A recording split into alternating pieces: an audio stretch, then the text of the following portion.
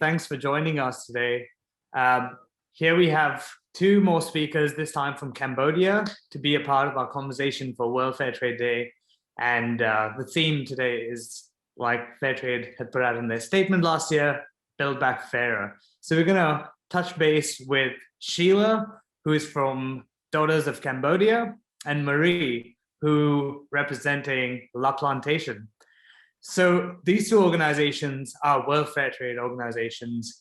And obviously, I'm going to get into the details, try to tease out different themes as we go. It's going to be very conversational.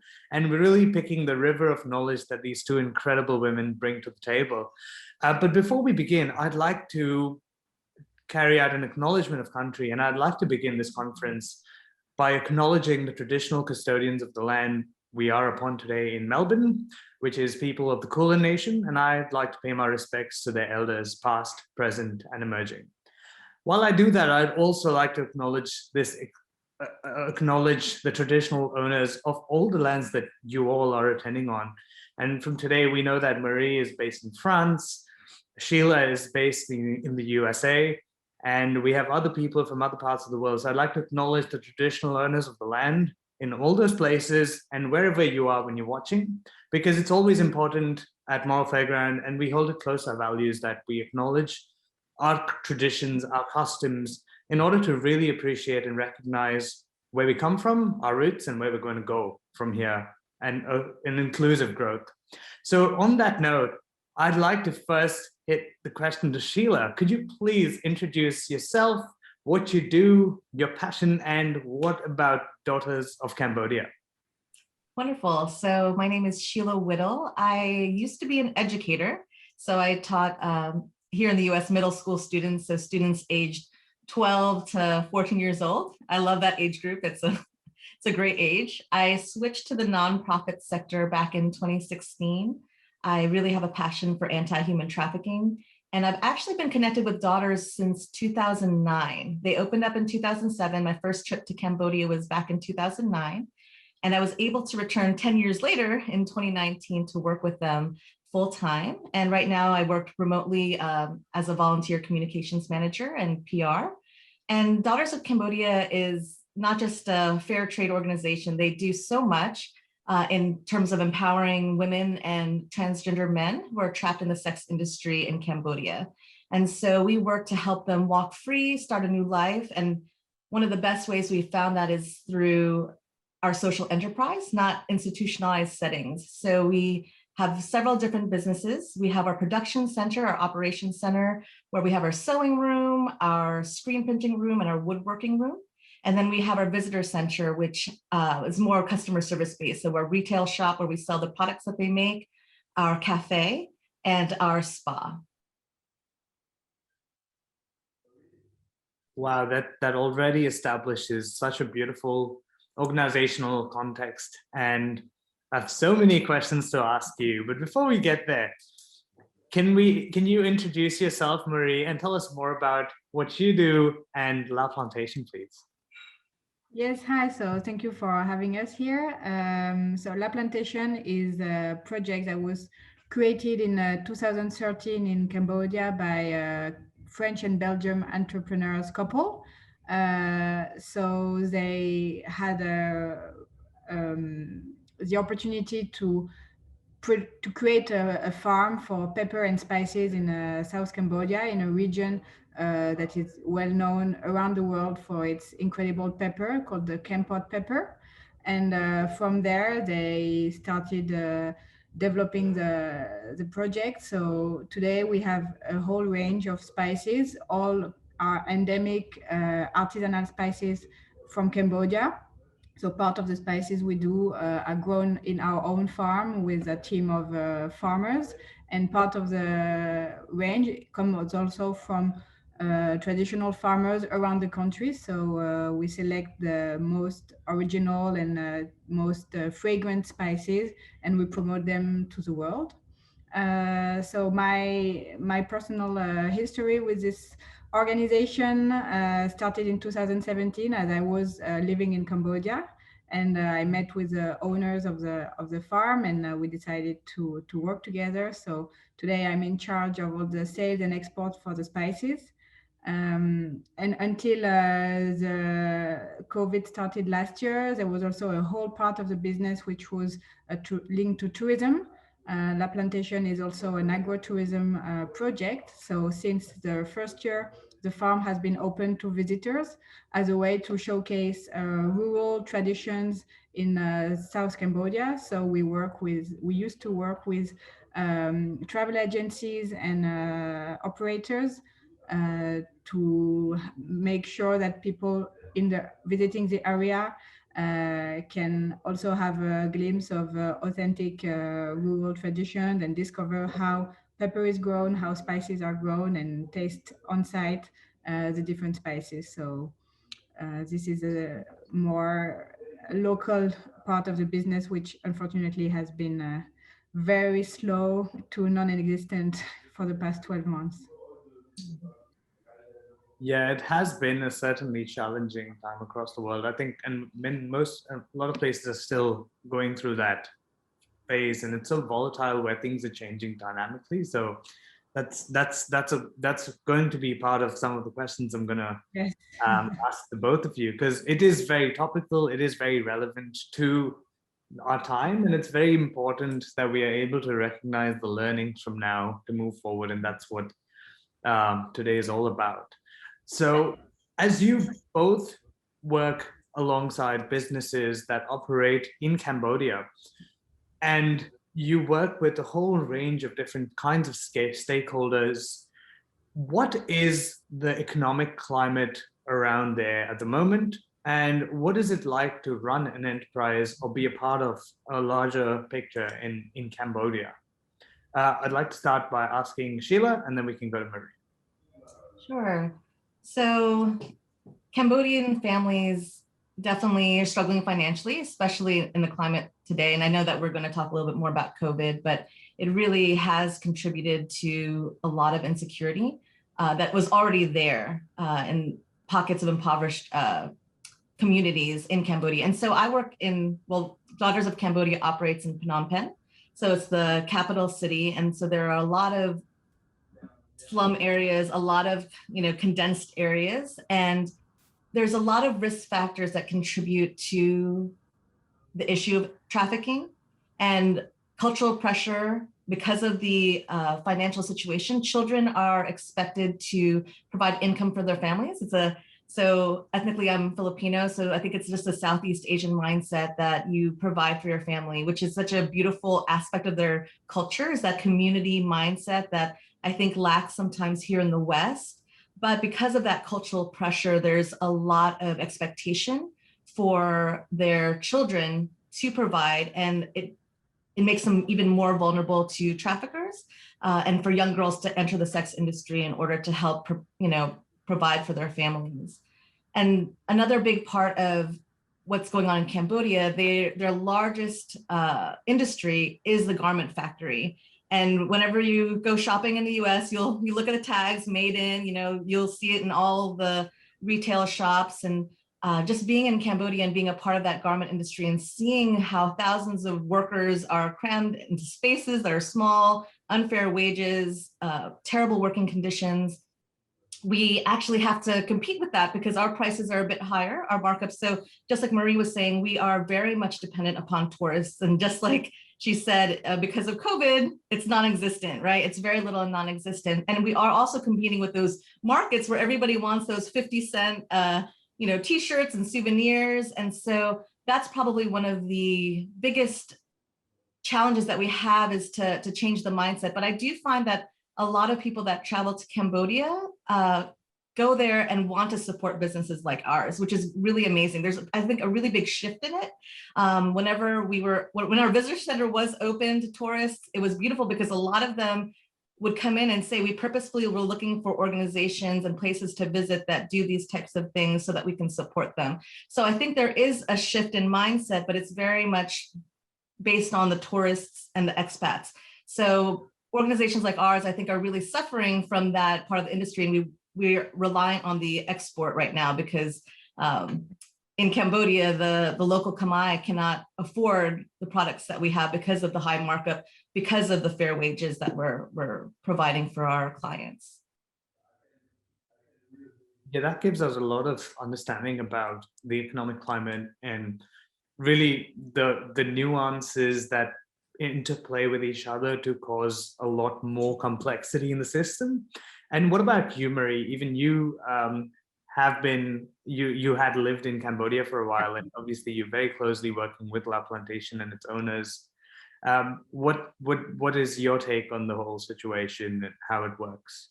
Yeah, so I think it's also, even though the situation is very different since last year, I think it's also important for people who have no idea about Cambodia to underline that it used to be one of the fastest growing economies in the world.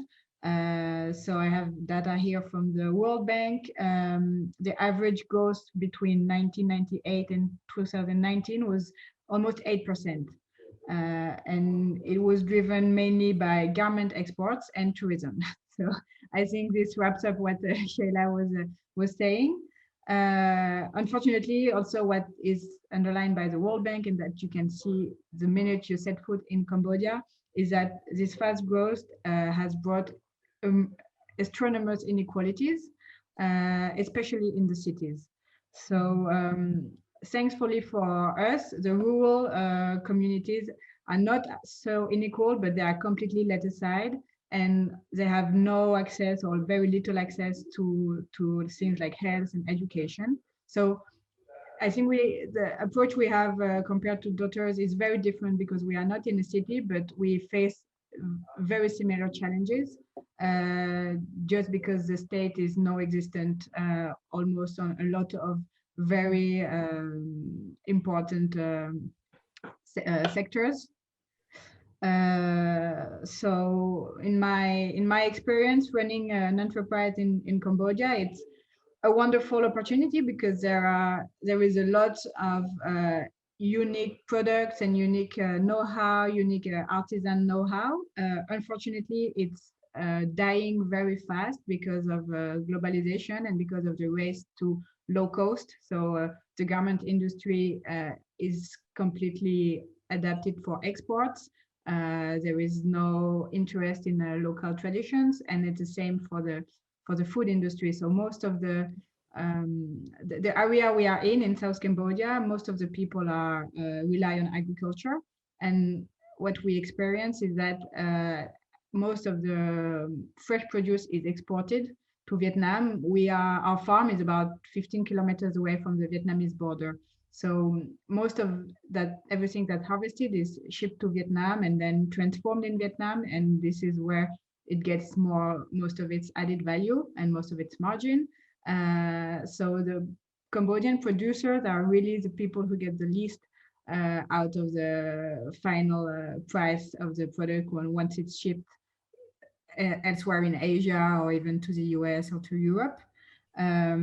So it's a great challenge. It's also a great challenge in terms of training, because so as I said previously, there is a huge lack of education in cities, a bit less, but in communities, in poor communities, I think there is the same observation as in the countryside, where a lot of kids drop school at the end of primary school because they have to support their family, so they have to go and work either in garment factories or in the farm. So it's a great challenge, and we try to provide as much as we can to the team we are working with and to their communities, because we know that, for example, in the farm we have 100 people working all year long, and then during the harvest season we have 150 people, seasonal workers joining, and we know that we can multiply by 6 or 7 the number of people who actually rely on the income coming from the farm. So for us, just having this business in Cambodia is a social commitment in itself, because we are creating jobs, and almost few hundred people rely on the revenue from this job. Well, that really from both your contexts, it's very interesting. There's a lot of great community values that are great in theory, but potentially are detrimental to young adults and kids who are nascent in their upbringing. And we'll definitely go into that as well, because on that topic, and both of you have touched on the impact of COVID and how that has exacerbated what is already a complex challenge. What has the impact of COVID been on the communities that you've been working with?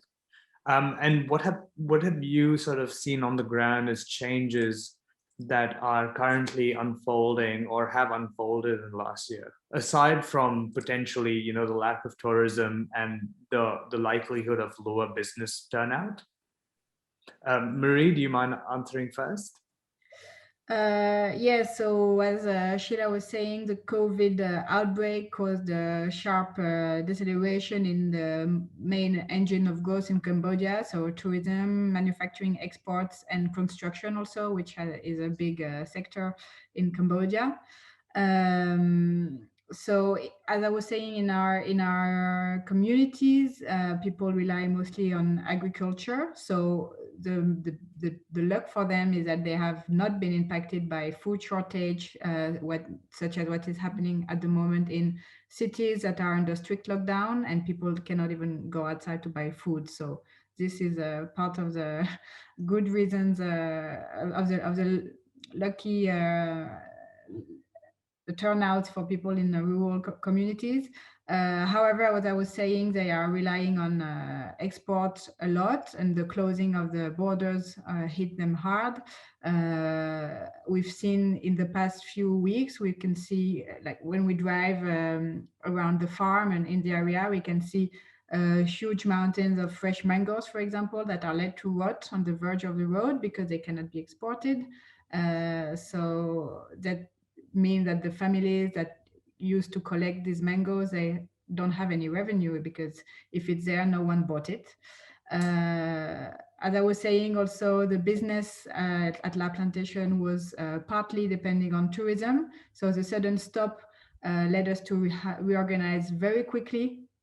And we had a whole team dedicated to the tourism activities. So we had to transfer as much staff as possible from the tourism to the production activity without putting the company at economical risk, because we cannot put all the jobs in danger. So that was a pretty complicated thing to do. Also, we had to let go a few of the people we were working with, and generally, yeah, in our area, and I think everywhere in Cambodia, there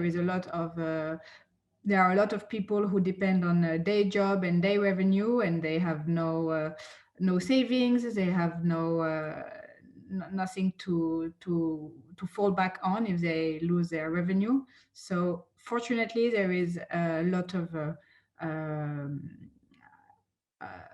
solidarity between community members, and it's traditional that those in a family, and family is a very extended understanding in Cambodia. It's not just children and parents, it's the aunts, it's the cousins, it's the grandparents. So everyone is working together, and those who have an income share it with those who don't. And so that's the good thing of these traditional South Asian communities.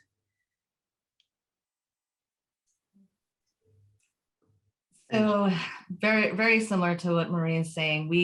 We are highly dependent here at Daughters for tourists. So we did have to shift from our visitor center to focusing on our production. We did have to shut down our cafe and our spa, obviously, during COVID. And in the very beginning, so in our model, we have our social enterprise, but we also have sponsorships, because we, along with jobs, in order to provide these men and women a way out of the sex industry, we provide holistic care. So they have free counseling, free social work, life skills classes, creative arts therapy. We have a wonderful team of volunteers who come in and do things like drama therapy and dance. It's amazing and it's beautiful. And in order to support that social services side, we do have sponsorships. So we have international sponsors who sponsor clients so that they can receive those free services. And we had to shift a little bit into leaning more into our sponsorships over our social enterprise at the very beginning. Because of the shutdowns, we are not an essential business. And so we couldn't operate legally during a lot, and including the shutdown that's going on right now. And because of that, we had to focus on providing rent and supplies, PPE supplies, and food. So what we did was, because they couldn't work, they couldn't come into work, they weren't able to legally continue to produce, we had to shift to leaning upon sponsorships for a season and using that money to help cover the rent of our clients and cover the essentials that they needed. But just like Marie said, that community aspect is huge. Currently, there was a resurgence, and there are 3 zones. I'm not sure what the rural area looks like, but in the city, there are 3 zones. And the red zone has the most restrictions, including prohibiting them from going to businesses, going to work. Any businesses in the red zone are not allowed to operate. And so because of that, there are huge food insecurities in the cities, and shortages are on the rise. Right now, Daughters is temporarily closed because of the government shutdowns as well. There is a huge NGO community, though, in Phnom Penh, and it's been wonderful to see them band together, providing, supplies and going into those red zones and delivering food and delivering necessary supplies. So right now, it's a pretty dire situation in the city, especially for social enterprise businesses, because we cannot operate until the government lifts that restriction. Yes, luckily, I mean, for local communities, there has been a lot of NGOs in Cambodia working already since the mid-90s. They are doing a lot of work to interact where the government is non-existent in very poor communities, essentially. And they were able to take over during the lockdown, but it's really a tragedy, because the number of families that have that used to be able to support themselves and that now are really dependent on food banks or food, free food, like you were saying in the red zones today, is huge, and it's very complicated to estimate when they will be able to support themselves again, and when and how fast the economy will be able to drive them out of this very high poverty again. And I'm sure, Marie, it's similar with you. A lot of our clients are the sole providers for their families. And so the loss of income for them doesn't just impact them individually, but like she said, by family, there's a different mentality. It's not just their children and their spouse, it's their extended family, their parents, their aunts, their uncles. So it's caused a trickle effect. So these lockdowns and this lack of revenue is causing families to suffer, because their main providers, and especially the garment industry, like we were saying, that's a huge it's the biggest industry in Cambodia. With those shutdowns, it's really going to have an impact on communities at large. Well, our community was less at risk, I think, because they were already self-reliant on most of their food, and there are many agriculture in the agriculture sector, even though there are some factories in the area, but most of them were dependent on the agriculture sector, which didn't collapse as much as other sectors, even though exports, of course, were slowed down, and as I was saying, the production also is slowed down. But hopefully, the communities we specifically work with in the spice and the pepper industry has been working pretty well because of the export. Because for the past 5-6 years, we have been already developing a big export network, and we were also on site able to support them and to buy their production as we were committed. Because also on the other side, our customers in the US, in Europe, in Asia, were also able to confirm their orders, because in most of the countries, food restaurants were closed, but food shops remained open during most lockdowns and most restrictions due to COVID. So hopefully our business, not hopefully, but thankfully our business was able to work on the retail part. So this was a way for us to continue supporting our communities and also to develop our partnership with them as we took this opportunity to increase our range and increase the number of farmers we work with in Cambodia. Wow, that's a lot of different pieces of the puzzle that come together when COVID happens or something just so Yes. unprecedented comes across. And yeah, I can totally understand the whole idea of providing for the family without a safety net and how the definition of family can change where you are in the world.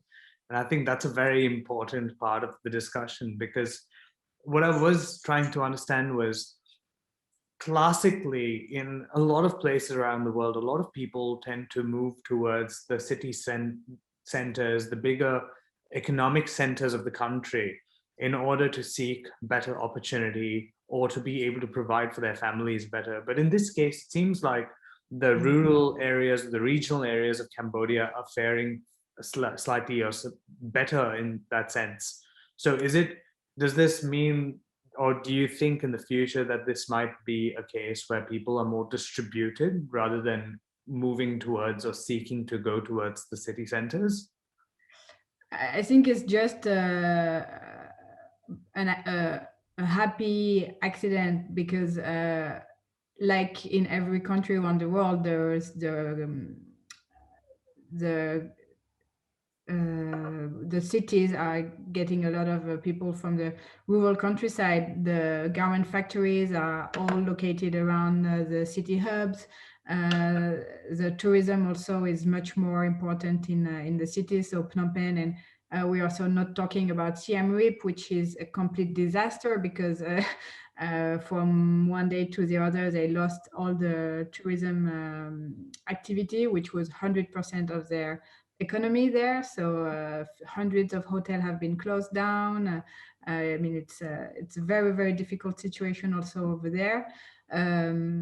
It's just, I think the people who didn't have the opportunity, or who were happy with their life in the countryside and decided to stay there and to develop their life there, were not hit as hard as people in the cities.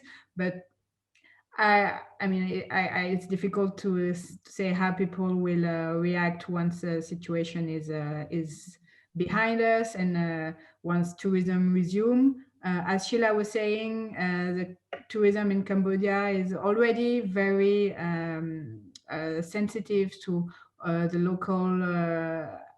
local tradition and fair trade tradition. There are a lot of NGOs who are doing a fantastic work to support the vulnerable communities and develop activities around tourism with them and to support their income. But yeah, I don't know how it will turn out when visitors start coming again to Cambodia, when this will happen, how fast this will happen. As for the other big part of the economy, which is manufacturing exports, I'm also really not in this industry, so I cannot do I cannot provide any information or insights. But definitely for us, being a fair trade certified company is important, because it also guarantees our commitment to the communities we work with, and it's even if before we were certified fair trade, it was in our DNA to make sure that we could provide sustainable jobs and sustainable revenues to the people we are working with, because they depend on us at a very large scale. I don't have much more to add to that. The only thing I did want to connect with, that was perfect, Marie. It definitely encapsulates what's going on, and I don't, like she said, there's no telling how, if there's going to be a mass exodus from the cities. But most people in the main cities still have family in the provinces. it's like she said, there's really no safety net like we do in terms of government support for these types of situations, especially a pandemic that was unforeseen. So they don't have that financial savings that again, like that government support. But what they do have is that, so you'll see in the main cities, whenever there's a national holiday, and there are several national holidays in Cambodia, there is nobody in the cities because they all go back home to the provinces. And so a lot of them still have land, still have extended families, still have communities. Many of them came from the provinces into the city for that very reason that Maria was talking about, for jobs, for especially in the garment industry, to send money back home to the provinces that they came from. So a lot of them do still have that touch point and have that ability to be able to go back into the provinces to hopefully lean upon support of family out there, because as we can see from this conversation that, the rural areas and the provinces are faring a little bit better than the main cities. Yeah, that makes a lot of sense, because I've heard of this in other contexts as well, where, when you have a dispersion of community, I think they go back where they're most well connected and where they feel akin to home. So that probably has exacerbated the challenges and the sensation of how people are feeling at the moment with all these restrictions. On that note, and Marie just touched on being a fair trade business, and I wanted to understand from both your perspectives, both for Daughters of Cambodia as well as La Plantation, what it is like to be a fair trade business in Cambodia. And both of your organizations were founded upon the premise of making the world a better place, ensuring a sustainable future, drawing upon traditional knowledge, and taking on really critical challenges. And in two separate contexts, the both of your organizations operate. So I'd love to understand what was the decision of the driving force behind becoming a part of the World Fair Trade Organization, or being an active voice for the community and for equity across the board. So would you be able to start, Sheila? Sure. Similar to Marie, before we even became a World Fair Trade Organization, it was our founding principles to have those that equal pay, that sustainability, the safe working conditions. So I think one of the reasons, and we're fairly new, and we're very excited to be a part of this amazing international community. I think one of the driving forces was that because we had to switch into our focus being international exports versus the local tourism, that is something that our buyers and our supporters are very conscious of. So here in the US, I do visit we have a lot of different fair trade stores throughout my community, at least. And when I would reach out to them, one of the first questions they would ask is, are you a registered fair trade organization? And I think that was really important for us to be able to have that accountability and that notoriety that comes with it, even though it's already been instilled, but we wanted that official statement so that our consumers and our supporters knew exactly transparently that we are committed to providing our clients and our workers with fair wages and fair working conditions. And one of the biggest, so there's a huge difference, and I can go into this forever, this is not the topic, but I also work for nonprofits here in the US that fight sex trafficking, and sex trafficking in Southeast Asia and the US are very, very different. In Asia, it's very much poverty driven. So if we can provide a viable income, and I hate to use this word, but an honorable income, they don't want to go back to sex work. And so we are really committed to becoming that World Fair Trade Organization, because we want our clients to know that we're here to support them, that they are going to have a fair income, that they can support their families, so that they can completely exit the sex industry and not return, because that's our primary goal, is to empower them and to equip them. And also a part of our programming is to give them the skills that they need, because like Marie was saying, many of them lack the education because at a very young age, they have to leave school to be able to provide for families. And that means that they cannot get a lot of competitive jobs. So we try to build up their skill set as well, so that if they were to leave Daughters, that they're equipped to get jobs in other industries. A lot of them do go to different nonprofits, which is amazing. We've had a few who've opened up their own restaurants and businesses after working, in our cafe, in our kitchen. And so we just want this this mentality to spread wherever they go next to what those fair wages look like, what that sustainability looks like. And within our business model as well, we try to focus on being environmental, when we talk about sustainability, being environmentally friendly as well. I was really surprised when I came back in 2019, because it's a very different country than it was in 2009. But there really is a focus, on limiting plastic use, because it's such a huge thing in Asia, like the amount of plastic that's being used. So that's something in our cafe that we also focused on as well, using reusable straws and using paper products for takeout goods and that type of thing.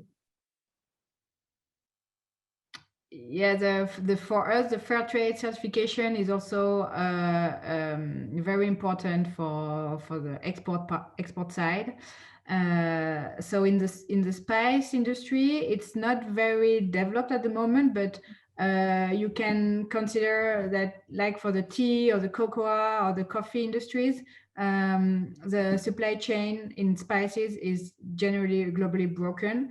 Because most of the production depends on very small farms collecting and harvesting manually the spices in developing countries. And over time, the market power and influence has been concentrated in trading, processing, and retail. So basically, global brands and distributors, what they do is that they blend together different spices coming from different countries and different harvest years, and then they create a commodity which has a stable price and taste, and they control the market completely, and they put a lot of pressure on the suppliers, and they buy at very, very cheap price. So in the end, for the end consumer, there is no traceability. There is a very low general quality of spices available for sale in supermarkets. There has been a lot of studies. They show that there is a very high rate of forbidden pesticides, for example, or there are even not much spices in the spice, but a lot of other things that are very cheap, like broken rice or dust, or a lot of things that are not spices. So since the beginning, our take was to say we control the supply chain from production, from farm to table, and we are fully transparent on the process, and we want to provide the freshest spices at a fair price. So for us, it means making sure that the local traditions, the local way of growing the spices is respected and is preserved, because we want to make sure that all of the spices that we produce and that we sell or that we purchase from our partners has its very own identity and its own fragrance and aroma, and it is very original. So that's also something that's very important for us. And we want to make sure that the producers get a decent revenue from their work, because we don't want them to switch in the next year to more industrial or heavy on pesticide and fertilizers crops, because that's also what's happening in the area. If producers cannot find a market that allows them to live properly from their agricultural production, then they will stop, because they need money to eat and to live. So preserving for us, committing to a fair payment to our farmers and to our partners is a way to preserve the spice, the product that we are selling, and it's very important for the sustainability of the business and for the sustainability of the business model with all the people we are working with in the area.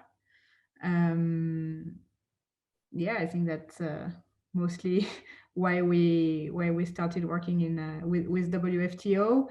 The reason why also we got certified, like you, Sheila, was to prove, to guarantee that what we are saying is actually what we are doing, because there are a lot of people saying that they are doing things properly, but it's with the WFTO logo and certification, we can actually prove that our commitments are driving change in the community, and that we are. The reason why we selected WFTO is that it's a commitment on the long term, and that it's also a commitment to improve constantly. So that's a way for us to have guidelines that we can follow and that we can build upon year after year to increase our impact in the community. And the last point about sustainability in the environment, as you were saying, with plastic, there is a lot of plastic in Cambodia, but for us, the environment is our main values. Like if we destroy the environment we are working in, then we destroy our crops and we destroy our production. So that's also in the core of our business. Even before being certified fair trade, we are also certified organic, and obviously it's something that makes sense because we want to build a business for the future, not just for today. Mm-hmm. Yeah, phenomenal initiatives on both ends, because you're very closely adhering to the values of the fundamentals of the business, holding close to important aspects of it, such as fair pay, accountability, transparency, environmental sustainability, and social sustainability. And all of this happen to be the pillars of what the World Fair Trade Organization stands for and what the fair trade movement across the world stands for. And I've just got one quick question, if either of you are able to answer this. And this is just for the general audience to understand what the difference between a fair trade certification for the labeling part of it or versus being a member of the World Fair Trade Organization. What difference does that make to your business model or the way you look at the products you sell? Are you talking about the labeling in terms of us just saying that we operate fair trade versus being part of a member? Yeah, basically the network of being a part of an affiliate member of the World Fair Trade Organization versus getting all the labeling and checking all the boxes alone. And what is the benefit of being a part of a larger movement? And have you seen any benefits in your experience through Daughters as well as La Plantation?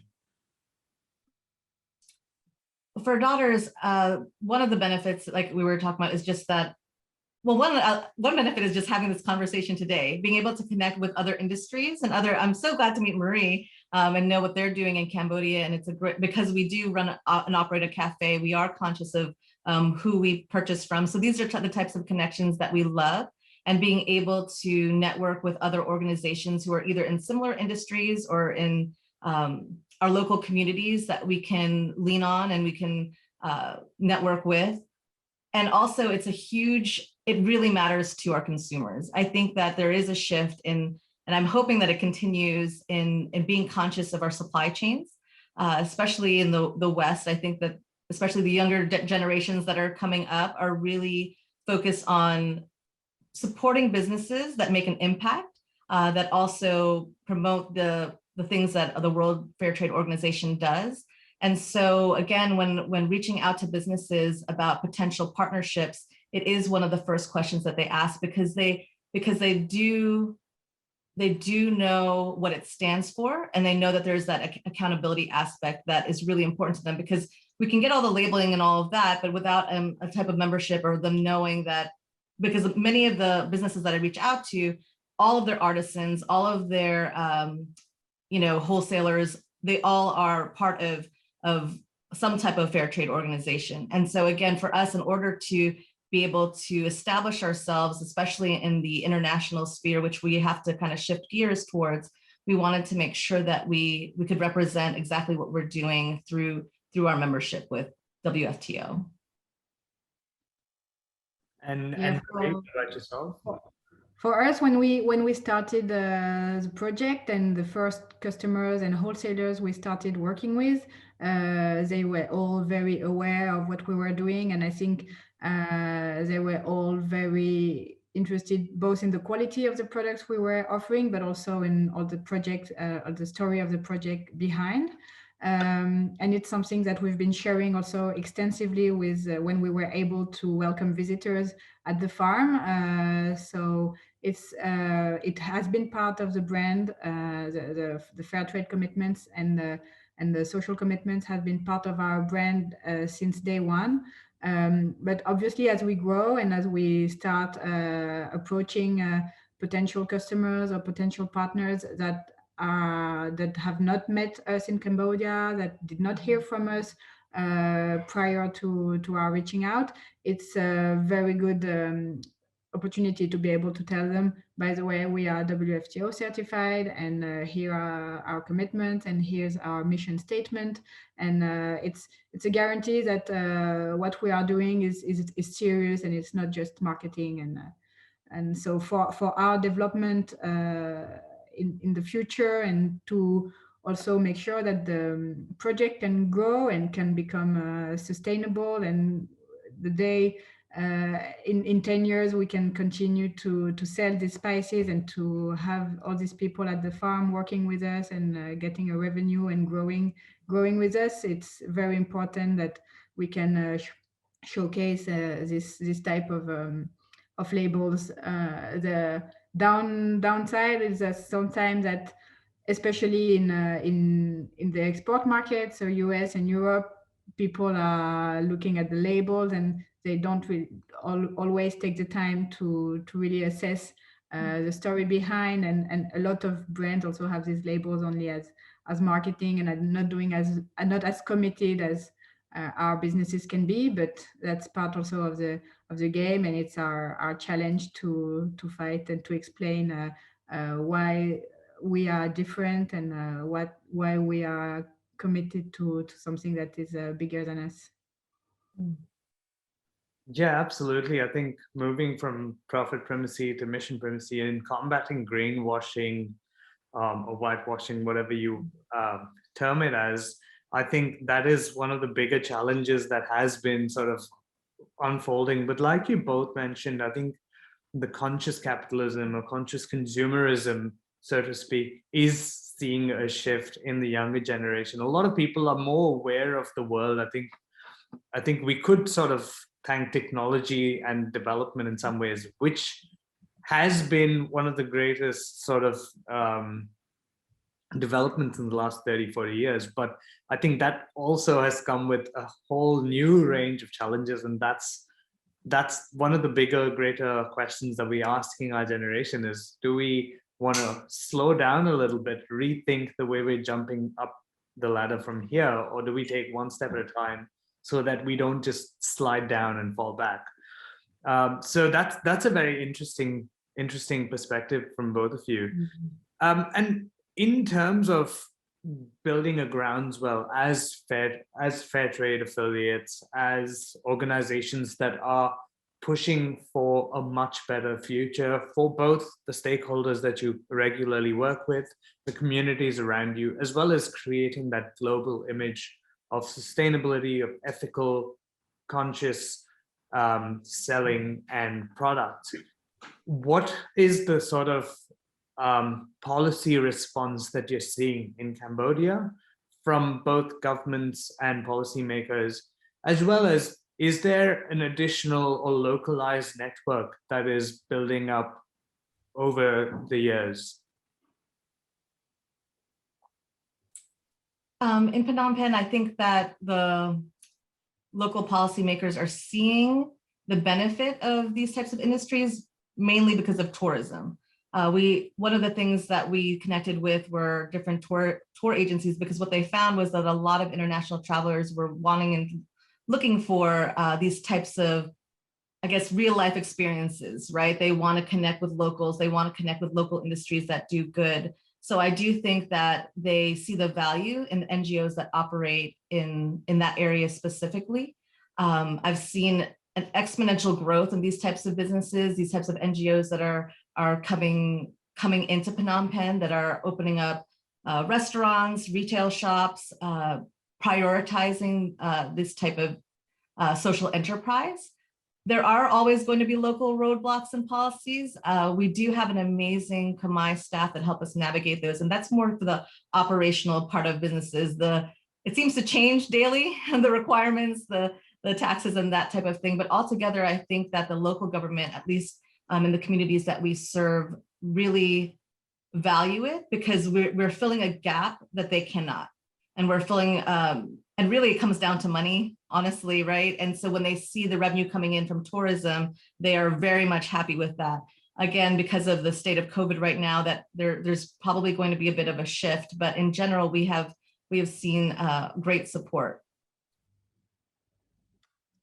Yes, for us, the main impact has been in 2010 with creation of a protected geographical indication for Kampot pepper, which is also recognized in the European Union since 2016. So this definitely increased interest in the product and in the name also of the area, but what we are experiencing and what we are sharing also with local authorities is that it's not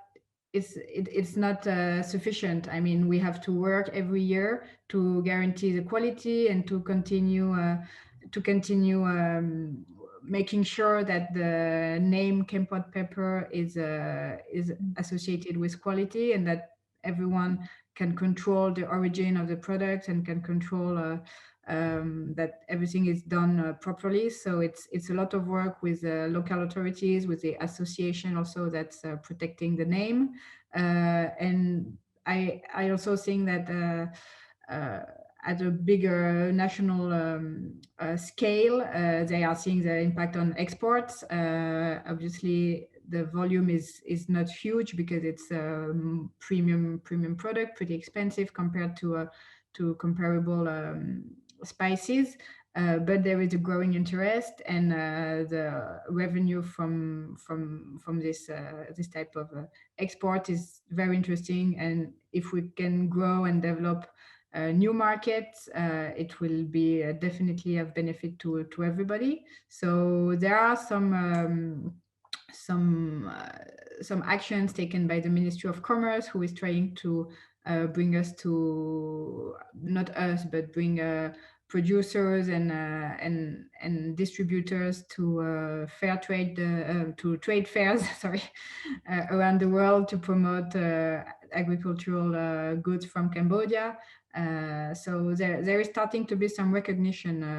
Cambodia is starting to be on the map for high quality food goods. So one of a local variety of rice was awarded also the best rice in the world a couple of years ago. So it used to be a country that was non-existent because, as I was saying before, everything was exported to Thailand, Vietnam, and then re-exported under Vietnamese or Thai labels.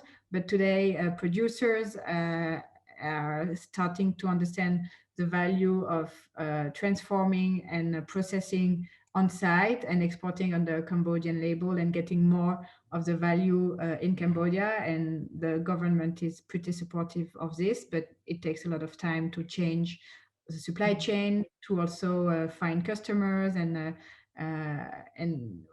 start really new partnerships, not only based on the cheapest price, but on a more global understanding of what's behind the product and what you support when you purchase directly to a producer, or if you prefer purchasing to wholesalers who are bargaining the cheapest price.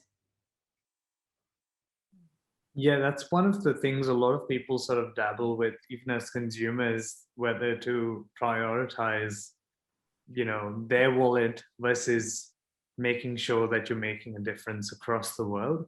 And I can imagine how difficult that might be to navigate around in terms of pricing, in terms of being able to measure and impact all these communities while ensuring that you're not overpricing to another part of the world. So that's a very interesting dynamic, so to speak.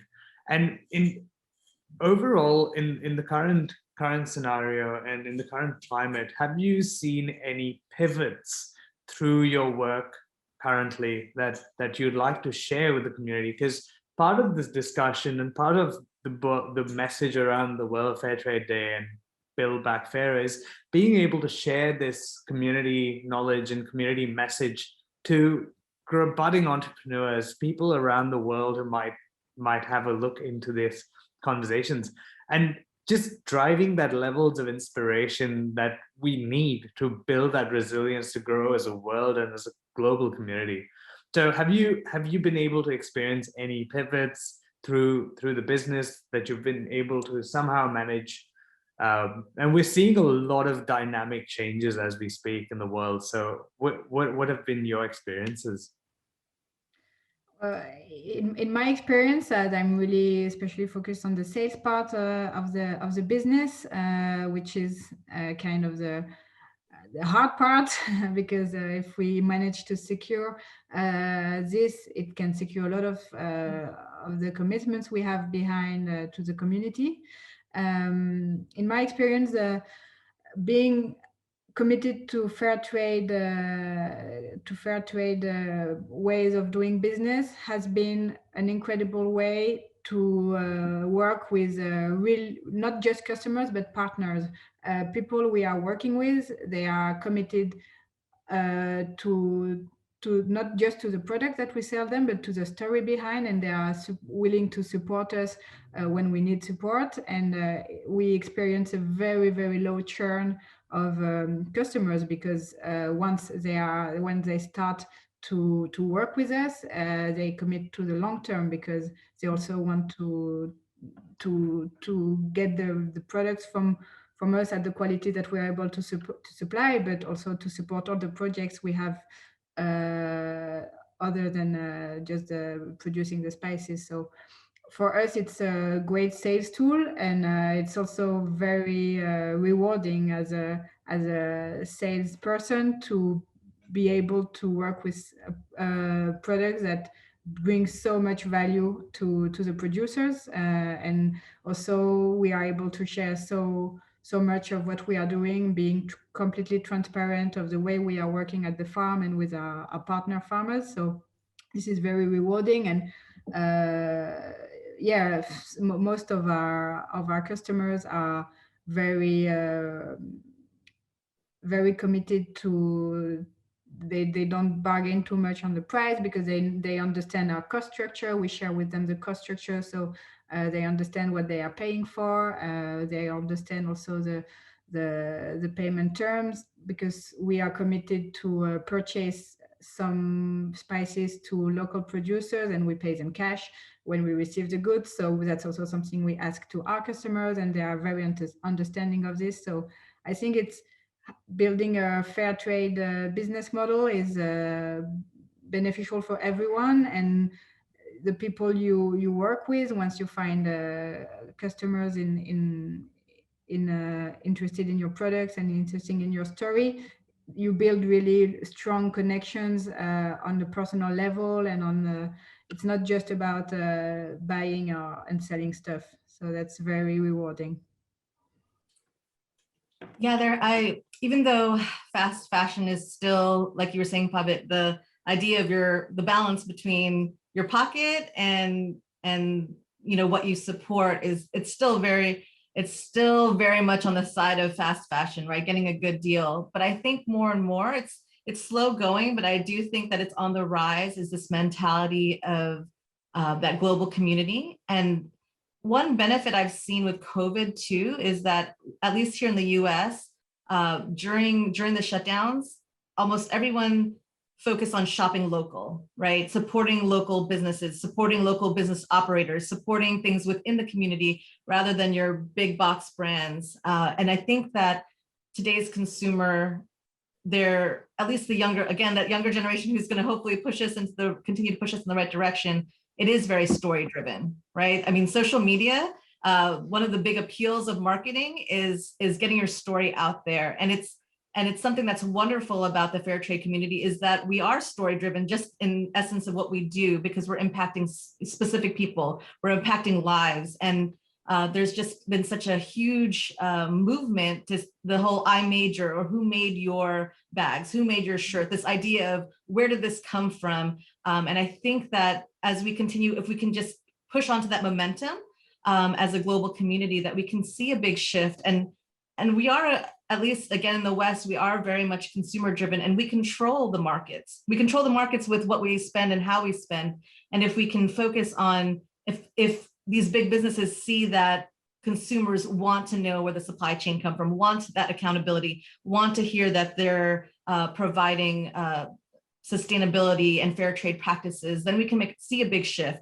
it is going to be a process, but I do see a pivot in it, especially again in these types of industries where fast fashion before it was like, okay, I'm going to wait till Black Friday is a big thing here, right, where everything's marked down to almost nothing. I do see a lot of people, especially again because of that banding together a community of COVID, wanting to figure out how can I support these mom and pop shops, how can I support these artisans overseas, and where am I going to invest my money? Because it's not just I need a product, I need to buy an outfit for this, or I need to cook dinner tonight and buy get spices from the grocery store, but how can I make a further impact with what I spend? Yeah, I totally agree. From my own personal experience through the last year, I think in terms of conscious consumerism, I was trying to push myself into that notion where I'm able to support A, local businesses, B, also look around the world and see where I can make a difference. So being more conscious about it and trying to, I think, be the change that I want to see in the world. And I think a lot of people, once they start getting on that bus, I think it's going to be a huge groundswell and a big push towards honestly seeing bigger and more tangible impact on the ground. And hopefully we will see a better world and a better push in that sense.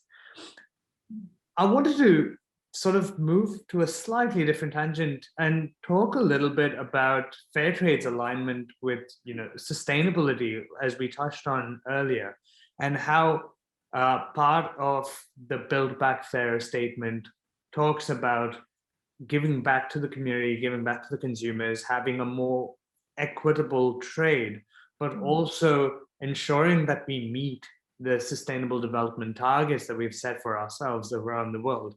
So what are the kinds of things that you are doing within your organizations, and what the fair trade movement in your experience is contributing to? And I know both of you spoke about having recyclable materials in your supply chain, eliminating single-use plastics, making sure we're not digging into the ground too deep. But could you explain a little bit more or share a few stories? Yes, sure. So actually, the Sustainable Development Goals are something that we are making sure that we are aligned with. And as I was saying earlier, it's not, we don't try to adapt our business to be sustainable or to be fair trade. We just realize that the way we have built our business and the way we are building our operations is naturally in the philosophy of fair trade and sustainable development. So obviously we are aiming with our project to support farming communities in rural areas that don't have a lot of economic options. So that's, I think, the first target of the SDGs, to try to end poverty. So even if when you travel in rural Cambodia, you see people, they have enough to eat, and most of them they have a community supporting them. So it's not misery, but they don't have any economic options. So by creating this company and creating these jobs locally, we provide them an option and we support them in their daily life. So for us, it's a main target. We also want to provide decent work and economic growth. So most people who join us, they join us at a very basic level, and then we do some internal training to ensure that they can grow with the company. So today, most of the team leaders and the managers started either in the field or in the warehouse, and then they started growing, and we provide them training on management, or on any skill that they need for the job. Some of our admin staff also has been granted grants and days to follow more formal training in the university to get masters in their field. We also by the products and the spices that we are offering. We also encourage a more responsible consumption and production. So for us, explaining the origin of the spices and showing the whole production process from the farm to the table is a way to promote farm to table supply chain, promote fair trade, and people committing with our brand, connecting with our brand on social media, really get more knowledge on where the spices come from, and they get more curious. And I think that's also a challenge for fair trade companies, is to be transparent so that people start asking themselves questions when before they purchase something, so that they select brands that are more conscious or that have more social and environmental higher standards than other brands. In terms of climate action, we are also very conscious of what we are doing at our local level, because we need to protect our environment. We need to make sure that we have clear and fresh water that we can use for the irrigation. We need to make sure that our soil is not polluted. We need to make sure that everything we grow and everything we produce is fit for being consumed and fit for also our organic certification. So that's something we are very cautious of. And yeah, we try to create with partnerships with people who are aligned on these issues. So at the production level, of course, we are a driver because we create the contracts with the farmers we work, and we make sure that they are also committed to work on the long term with us, and that they are committed to continue working the way they do, so using only natural fertilizers and pesticides, and continue working on their artisanal spice production. And then on the sales part, obviously some of our customers are interested in because of our commitment, and some are just interested because we have great quality spices, and the rest is just a bonus for them. And then there is the last point that I haven't mentioned yet, that's also very important for us.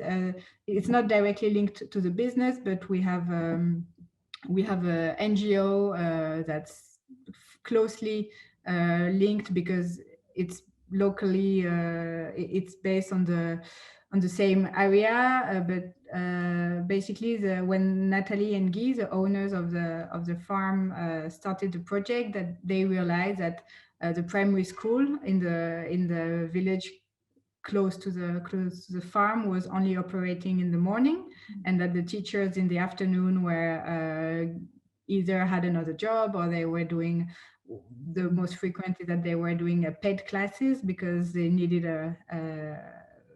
an additional revenue. So the first commitment that they took was to provide additional revenue to the teachers, and to make sure that all the schools, all the kids in the school, which is a public school, would be able to attend school all day long, and to follow the curriculum over the year. And the commitment has been growing also since 2013, and now we have a bunch of students that we provide, that we support in their secondary school needs. So basically, we pay for the school fees. We pay for if they need to travel to go to school. We pay for the bus, or for the transport. We pay for their food. We pay to make sure that they can just study, and they don't need to stop to go and help their family, because there is a need for an additional income. So it's a separate NGO, and there is no commitment at the moment to provide a certain income of the spice business to the school, but it's linked to the community we are working with. Most of the kids in the school are come from families of workers of our farm. So for us, it's also very important to make sure that these families have access to education. And it used to be also more, we used to put more emphasis on this project to the visitors at the farm. So once again, it has been impacted by the lack of tourism, but it's something we try to promote to people who are engaging with our brand also. Wonderful. And at Daughters, just like Marie, obviously the biggest thing that with social enterprises is the no poverty. So providing jobs, sustainable income and fair income. So that's one of our priorities at Daughters, is to provide these jobs. But in addition to that, we do focus on their health and well-being. So we do have a free medical clinic on site where we provide just basic medical care, checkups, some neonatal care, that type of thing. And then we do partner with other organizations to help with anything that's more complicated or more serious. One of the things that we've done even prior to COVID is health and hygiene classes, especially with our staff that works in the cafe. Basic premises like washing hands and washing vegetables was not very well known in the communities that we serve. So prioritizing those life skills classes to ensure that they reduce sickness and reduce the spread of diseases is something that we really provide for our staff as well. Gender inequality. So again, we work primarily with women and transgender men that have exited the sex industry, and there are still a lot of cultural acceptances in terms of domestic violence and those types of issues. So we do have domestic violence classes. We do also provide SRH, sexual reproductive health classes, especially for our new parents who are very unfamiliar with what to expect. And so we do try to focus on the gender inequalities that are in their communities and empower them as women to know what their rights are, to know resources, also again, community resources that we, one of the biggest things that we love to do is partner with other organizations to fill those gaps. So connecting the women who are in domestic violence situations to housing or other organizations that provide that type of care if that's needed. We also, again, just the decent work and economic growth. One of the things that I loved most about Daughters is that we have very little international staff. We do have international staff in very specialized areas that we can't find community members that can, or local Khmer that can be in that position, but we do promote specifically within our client base. So our clients come in on the production or the visitor center, customer service level. But as they are with us longer and gain more skills, we promote them into team leadership and then managerial. And as they, because again, the education disparity is very real, we bridge that gap by providing, technology classes, English language classes, depending on where we promote them from the staff, from the clients into a staff position. So we do really aspire to allow them not just to work on these production levels, but to be able to grow within our industry and get into those supervisory positions. Again, we had mentioned before just our sustainability and our responsible consumption. Again, that's in the products that we use. We also shop local markets. So our food products and our fabrics are all locally sourced within the community to continue to stimulate the economy within Phnom Penh. I had to pull up the SDGs because I was like, I can't remember all of them. So I'm kind of like leafing through them. With quality education, that goes with our partnerships as well. Similar to what Marie said, we do partner with different, especially after school, that seems to be quite common, education organizations that help provide education for our clients' children. We also have an on-site daycare. One of the things that we found was a lot of the barriers for jobs was finding safe daycare, because the cycle of abuse would just continue. They would leave them either with a family member or a neighbor, and a lot of the children that we worked with would be then susceptible to neglect, potential abuse. So in order to provide a safe working environment, we also included a daycare where the staff and the clients can keep their kids. And it's wonderful because during breaks, They go to visit their children. The young mothers are able to breastfeed, accommodating those types of things so that they can have a good job, a safe job, and know that their kid is not only literally next door, but is in a safe working environment as well. It's really incredible how you've both been able to vocalize all these things that we see on paper and across the internet, and talking about, like you mentioned, Sheila, about having to go through the SDGs. Sometimes you inherently follow a lot of the principles and are meeting all these targets, but the important thing to note and about the UN SDGs or even the fair trade principles is these are merely a canvas for us to paint on. And I think how each one of our organizations would contribute to the bigger picture is also important. But being able to target so many different things at the same time, being able to address so many different nuanced challenges at the same time, where both of your organizations have been able to do that, especially talking about breaking that cycle of abuse, like you said, Sheila, and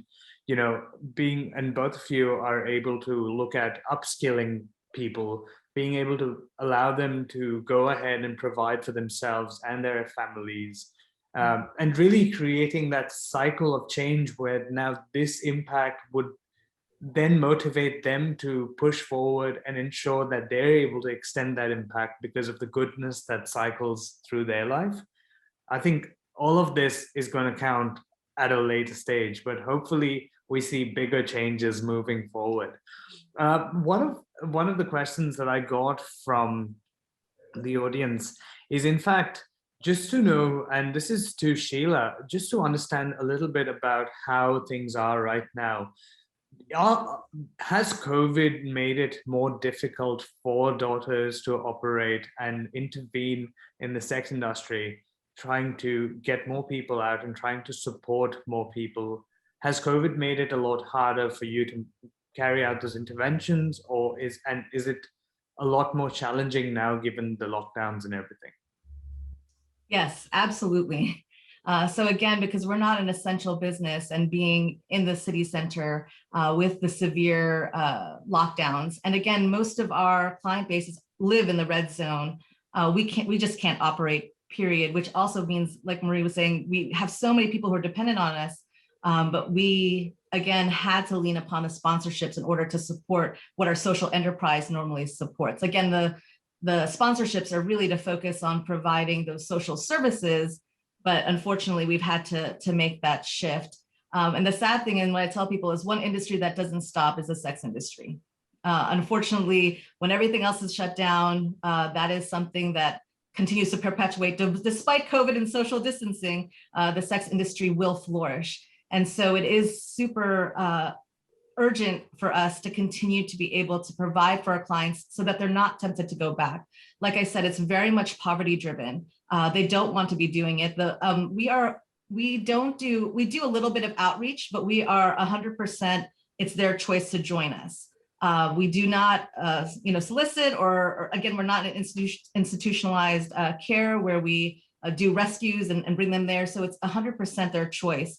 And once they join us, they really don't want to go back. And it's something like this, like COVID and this pandemic, or a sudden financial crisis, whether it's the health of a loved one, that's the only reason that would cause them to turn back to the sex industry. And that is something that we are concerned about, is that if this persists, if the inability to operate and the inability to continue our social enterprises continues, most of them will consider going back into the sex industry, because it's not just our industry.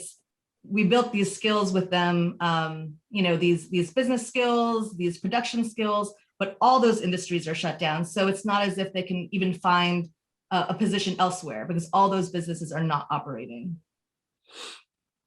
Okay, that certainly is a very clear understanding of it. And I hope that answers the question. And also, Marie, when it comes to the current situation and being able to provide education to schoolgoers, and providing that safety net of education, providing them the skill set that they require to go ahead and achieve better. Has COVID sort of impacted that, and how have you been able to navigate through that climate at the moment? So you mean with the school project, or in general with our... the school project, being able to upskill people and being able to continue the cycle of goodness and providing for other people's and extended families. So the school project has been has never stopped, even when schools were closed. Actually, it was a chance for the kids in the program, because when school were closed during the first lockdown last year, we were able to have a room within our facilities with computers that we provided them a few days per week, so they could continue their to learn. So I'm not 100% involved in this project, which is really completely led in Cambodia. But I know that they've had some English training and that they've had some tutors. So among our staff, some of the people have some basic education skills, so they were able to support the kids also when the schools were closed, so that they were not left to do nothing, were waiting for the schools to reopen. So I know that's something that we have been doing with them. After it's, I mean, our reach is limited. I mean, when the secondary school is closed, there is not much we can do apart making sure that when it reopens, the kids go back to school, and that they are not convinced by family members to stop and to stay to help with a local job. It's especially hard when, as Sheila said, I mean, I think every business in Cambodia experience that sometimes when a family member is sick, or when there is a urgent need, people will drop whatever they are doing, go back home and help the family, whatever it takes. So it can be very harmful for them sometimes, and it can be also very difficult to go back to another activity after the emergency. So we are less impacted by this kind of things, because people, the communities we work with, they are already very committed to what they are doing. Most of the people we work with, they also have a small family farm that they take care of in parallel of the work they are doing with us. What we try to do with our partners is to also help them find additional sources of revenue. So the people, some of the farmers we work with, for example, we started our partnership on pepper, and we know that they are trustworthy people, and that we can count on their transparency and on their commitment. We will also help them diversify their production. So we will basically, they will start growing, for example, chili or turmeric or ginger for us, and then we will commit also on including these spices in our contract, so they can have more revenue. So we are trying to find ways to increase our impact with the people we already work with for one, and the rest is to work with more and more people. But it takes time, because we want to control the new partners, make sure that they understand also the goal of what we are doing. It's not just a one-shot sale for them, that if we can build trust with them, and we know that they will comply with our quality requirement and our fair trade also guidelines, that we can work with them on the long term. Once they understand this, it's good usually, but it takes time to implement. So it's a challenge for us to develop the business and make sure everyone understands the core values of what we are doing. Yeah, certainly. I guess being able to communicate that is certainly very critical to new and emerging partnerships as well. and holding strong to your values. I think that's superb. And both your organizations, both of you have been able to share that in very good detail. And I hope that everybody gets as much inspiration as I've been gaining from this conversation with the both of you. You've been getting some great shout outs on the chat, and I just wanted to call you out on it.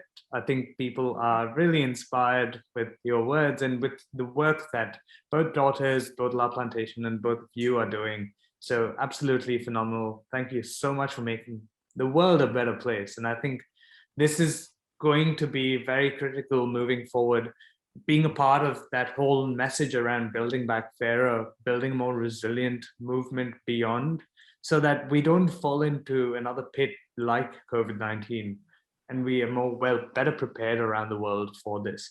I'm sort of going to be wrapping up now, and I just wanted to know what the both of you would like to share with the world, with the community around the fair trade movement, as well as around your own personal journeys with Daughters and La Plantation.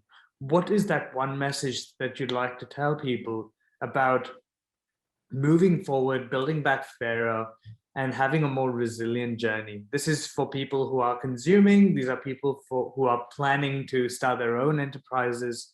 It's a nugget of inspiration, I suppose. Sheila first. Yeah, I can start. I do want to take a moment and just read from our photo journal, which is a series of stories of, because we were talking about stories, right? That's what I think I can, in the climate now, I'm sure there are a lot of young entrepreneurs who want to build back fair and are seeing it as something very daunting. And it's hard work. It's not an overnight thing, right? We talk about, again, that slow growth, that intentionality with what we're building in terms of building a fair trade business. And so one of the things that I would recommend is definitely leaning on community members and other NGOs and other social enterprises that have been there, looking for mentorship, looking for that network and community. And again, one of the reasons that we are part of the WFTO is to have that community, but really to remember to go back to your why, right? We talk a lot, at least here, about what is your why? Why are you doing this? What is the purpose of you starting this business? What are you wanting to do? Who are you wanting to impact? And in order to do that, I really just would like to share just a few. I mean, I could. It was very hard to choose some stories, but one of them really, I thought one of our clients just spoke to it so eloquently. So she wrote, I used to feel like a flower that grew in the mud, but now I feel like a flower that grows in a clay pot and is taken care of. Working at Daughters has made me feel like I am part of something, that I am not alone. I feel like I belong. I feel much better in every area of my life.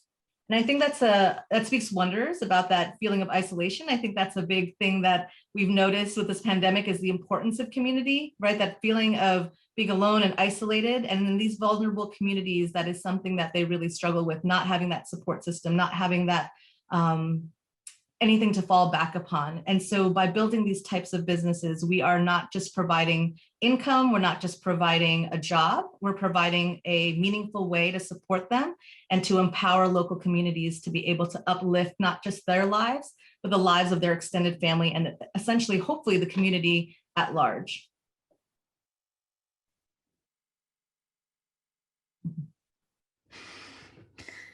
Yeah, I will add more since you spoke more about the social part of the business. I think we talk a lot about fair trade, and the movement is, as you were saying, to buy local has gained a lot of importance with the pandemic and the fact that a lot of businesses have been closed around the world. I think it's really important as consumers to ask questions about where the products are coming from and in which conditions they are brought to the table or to the shelf of the supermarkets. I think it's also a great time to go to supply chain that are as short as possible. So try to shop as much directly from the producers, or at least with shops that are working directly with producers.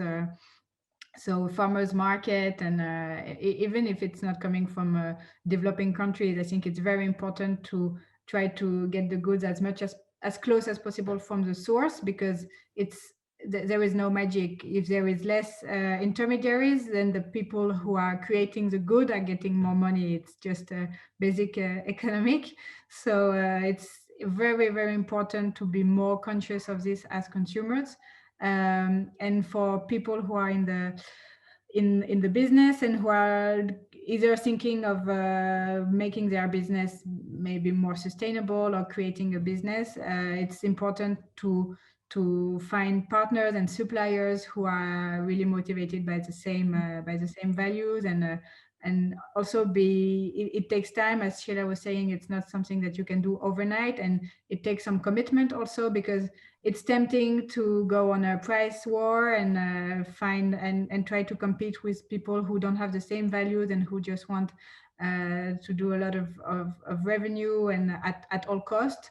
But on the long term, I think, and we have a lot of very good examples in various industries, but companies that are committed to doing good and doing what they are doing with good intentions usually are more resilient, and maybe they are not as fast as other companies, but they usually have good results on the long term, and they stay, and they are able to go through crisis, and they have a whole community behind. So it's on the long term, it's also it can be a good economic choice, an economic option.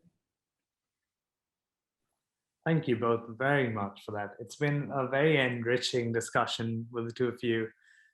So much of learning, I think, from understanding the context within Cambodia, understanding the context of what your organizations are doing and the kind of wonderful work and impact you're generating. I hope that there are more people who build that groundswell and contribute to this movement overall. And in light of the World Fair Trade Day being on the 8th of May, a happy World Fair Trade Day to you. Continue the great work that you're doing. Keep inspiring all these young minds, and hopefully we all sort of move away from this in a much better light, and continue to build more resilient communities. And I hope that all the people of Cambodia are safe and continue to grow in a more sustainable manner from here. So thank you very much, Marie, and thank you very much, Sheila. It's been an absolute pleasure. Thank you, Patrick, for having us. Yes, thank you so much.